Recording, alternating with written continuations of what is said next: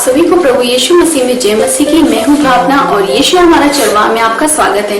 आज हम जिस वचन से देखेंगे वो हमें मिलता है इब्रानियों उसका 13वां अध्याय उसकी 16वीं आयत में, जहां इस प्रकार लिखा है, भलाई करना और उदारता दिखाना न भूलो, क्योंकि परमेश्वर ऐसे बलिदानों से प्रसन्न होता है।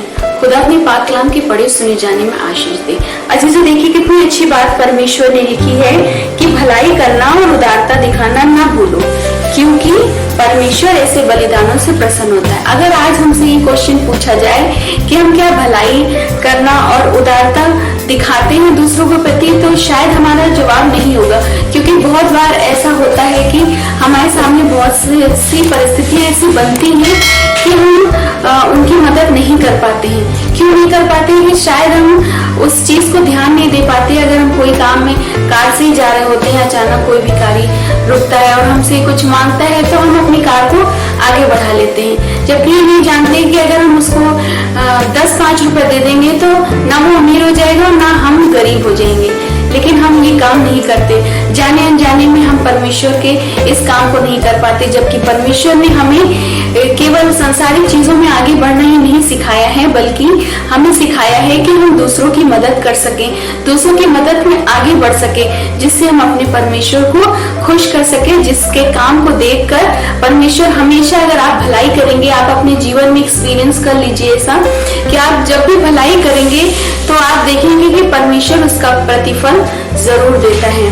जैसा कि एक कहानी के माध्यम से मैं आपको समझाने की कोशिश करती हूँ कि एक आदमी था, उसका बिजनेस था, बहुत अच्छा बिजनेस चल रहा था, लेकिन अचानक परिस्थितियां चेंज हो जाती है और उसके जीवन में आर्थिक समस्याएं आ जाती है और सब कुछ उसका खत्म हो जाता है, यहाँ तक कि वो सड़क पे आ जाता है। तो उसके पास थोड़े पैसे बचे होते हैं, तो वो सोचता है कि मेरे पास थोड़े पैसे बचे हैं, चलो आज खा लेते हैं, कल का कल देखेंगे। तो वो दुकान में एक ढाबे पे जाता है और उससे खाना लेता है। जैसे ही वो खाना अपने मुंह में डालने वाला होता है, अचानक से एक भिखारी आदमी उसके पास आ जाता है, जो बहुत ही बूढ़ा होता है, उसका पेट भी एकदम सुकड़ा हुआ सा होता है।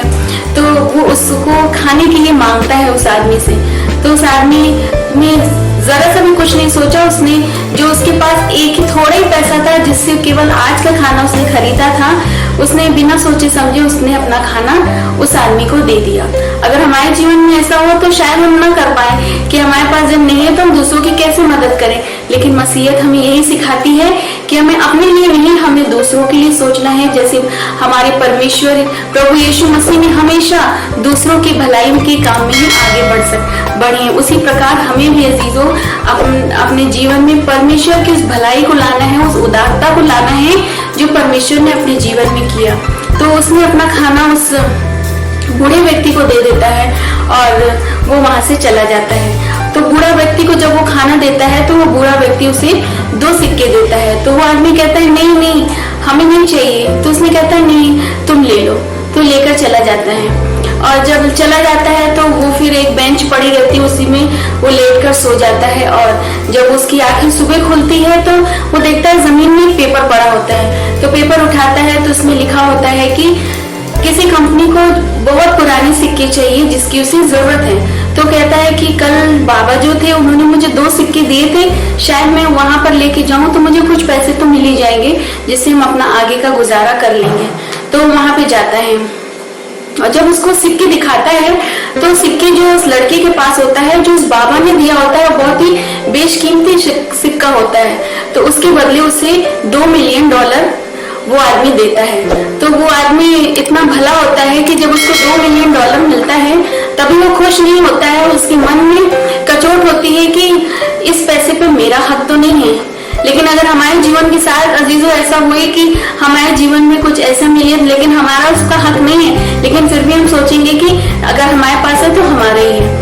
लेकिन वो आदमी इतना अच्छा भला आदमी था कि उसके मन में कचोट थी। वो दौड़ के उसी ढाबे के आसपास जाता है कि हो सकता है वो बाबा बूढ़ा था, ढाबे के आसपास ही वो बैठा होगा और जब मुझे मिलेगा तो मैं इसे उसकी अमानत को लौटा दूंगा।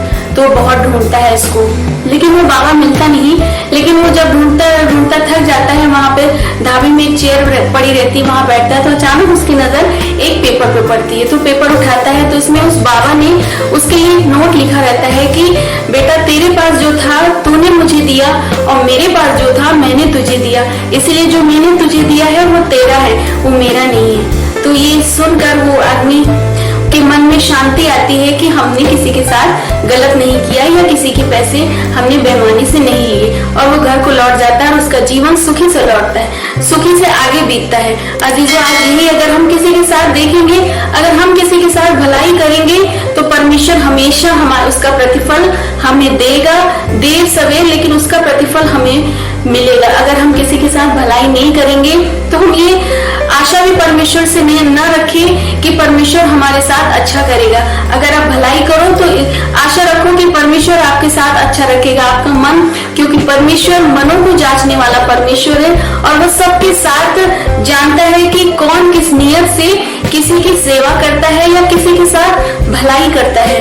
तो यही समय है कि आज जब काफी संकट का समय है, हम जब बाहर को निकलते हैं तो हमें तमाम ऐसे लोग मिलते हैं जो सड़कों के किनारे भीख मांग रहे होते हैं। अगर हम इस लायक हैं अजीजों तो हमें हाथ बढ़ा के 10-5 रुपए देने से उनकी मदद हो सकती है। हमारा कुछ नहीं जाएगा, 10-5 रुपए तो हम यूं ही गवा देते हैं, लेकिन अगर 10-5 रुपए आप उनको देंगे तो शायद वो एक वक्त का खाना खा सकेंगे। तो इसीलिए आप परमेश्वर की इस आज्ञाओं को अपने जीवन में माने, और परमेश्वर जो कहता है कि भलाई करना और उदारता करना ना भूलो, और क्योंकि परमेश्वर ऐसे बलिदानों से प्रसन्न होता है। तो आप इन बातों को मत भूलिए और परमेश्वर के इस वचन के अनुसार अपने जीवन में आगे बढ़िए। आशा करते हैं अजीजों कि छोटे से वचन में आपने बहुत कुछ समझा होगा और अपने जीवन में आज ही आप भलाई और उदारता लेकर आए ताकि लोग आपको जान सके, क्योंकि एक मसीह जो इंसान होता है उसकी पहचान कुछ अलग होती है कि वो अलग ही दिखते हैं, क्योंकि वो मसीह को मानने वाले होते हैं। और जो लोग मसीह को मानते हैं वो कभी किसी के साथ गलत नहीं करते, किसी को कहने से भी पहले 1000 बार सोचते हैं कि हमारी वजह से कहीं उसका दिल ना दुखे। तो इसीलिए आप इस वचन को गहराई से लिए और अपने जीवन में भलाई उदारता को ले आए। आप सभी को जय मसीह की।